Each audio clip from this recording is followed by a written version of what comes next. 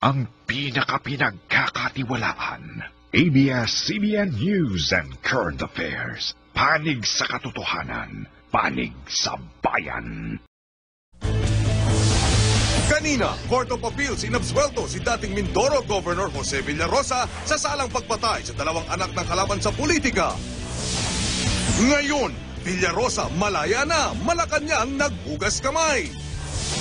Pangulong Arroyo, ipinagdiinan sa kanyang Lenten message na trabaho at hindi pangungurakot ang inaatupag. Trapiko sa North at South Luzon Expressway, may mga oras na nagsikip dahil sa buhos na mga uuwi sa probinsya. Bagong balita, Timikan at party sa Baguio, Boracay at Puerto Galera nagsimula na kahit Miyerkules Santo pa. Naglalakihang puon, tampok sa pinakamahabang prosesyon sa buong bansa. At dating bilanggo, papel ay tulungang makabangon ang mga nakakulong.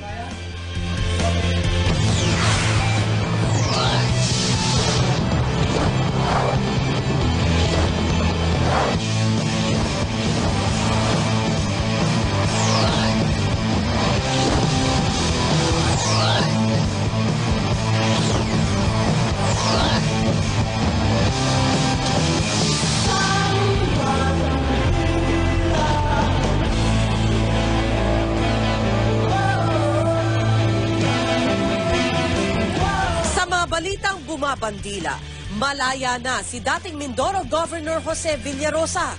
Ito ay matapos baligtarin ng Court of Appeals ang naunang hatol kay Villarosa sa salang double murder. Iginiit naman ng Malacanang na wala silang alam sa pagkakaabala